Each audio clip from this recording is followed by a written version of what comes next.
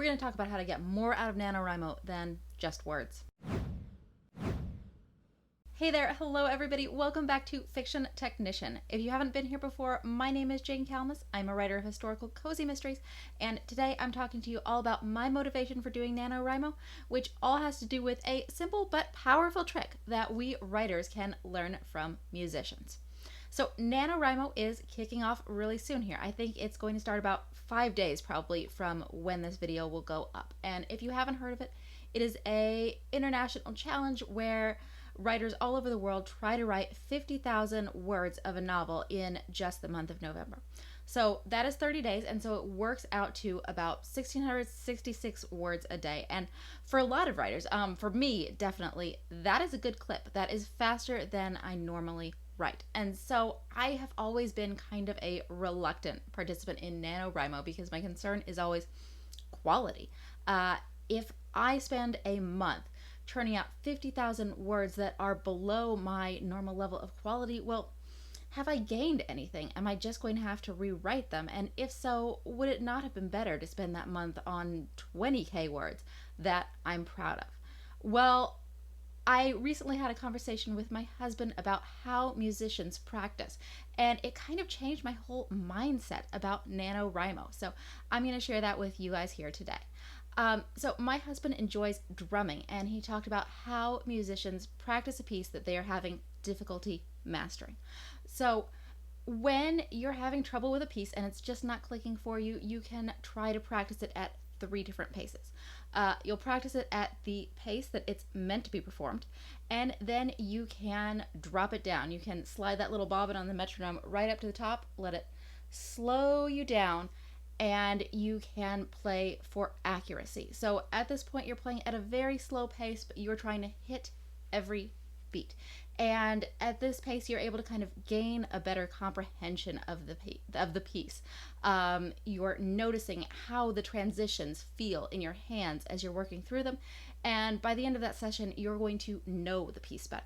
So you can now go back to playing the piece at its normal tempo, but another thing you can do is slide the metronome way down to the bottom and let it go fast. And at this pace, what you're doing is, well, you're playing the piece less accurately. You are playing the wrong notes, you're missing beats, but what you're doing is gaining muscle memory and the ability to execute the motions of the piece without having to really think about them all that much. So the analogy that I'm obviously trying to draw here is that playing at a high tempo is to musicians what NaNoWriMo is to writers. 666 words is too much for me, at least, to get through every single day, and so I'm going to have to work faster than I normally do. And at that pace, I might be missing beats, metaphorically. I might be using a few cliches, writing some flat dialogue, but that's okay, because the real benefits of this technique are not going to be in the playing of the fast session. They're going to be at the end of the fast session when you drop back down to the performance tempo. And you get a number of benefits that are really going to help you long term. The first thing the musician is going to notice when they drop back down to the performance tempo is relief. It's going to feel good to come back down to a normal tempo, and what once felt difficult and kludgy is now going to feel very comfortable and pleasant and manageable.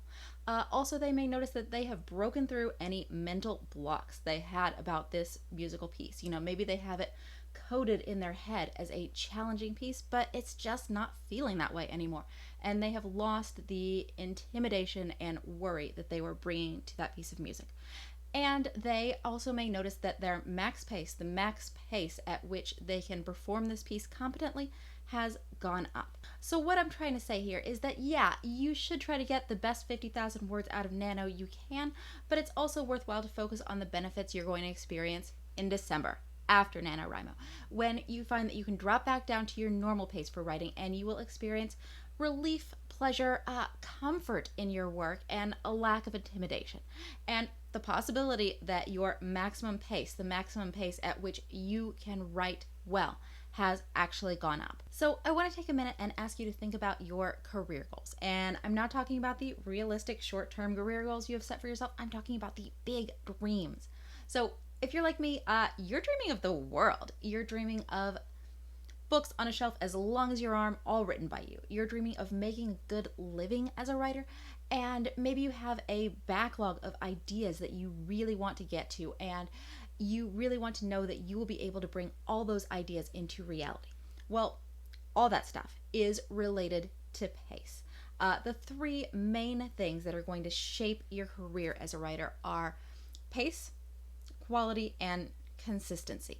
So NaNoWriMo isn't going to help us with these last two, especially not quality, but that's okay because we're just looking to have it help us with pace.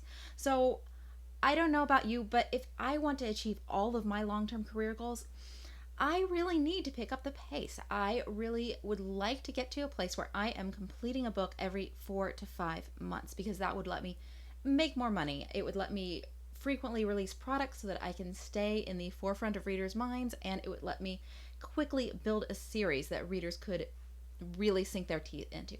So perhaps I could get there just incrementally by trying to increase my pace bit by bit, but I think it's going to be more valuable to me to use NaNoWriMo as a tool to shake myself up, bust up my mindset, get through any mental blocks, and try to reset what my maximum pace of competency is. And I am encouraging you to use NaNoWriMo for those same purposes. So building your writing career, it's about building up words on the page, but it's also about building up yourself, your expertise, and your work habits so that you can become the kind of writer who can really bring your dreams into reality. Winning NaNoWriMo is fun, but winning increased pleasure and comfort in your work life and the potential for an increased maximum pace, that's the kind of long-term win that can really change the whole game. Check out.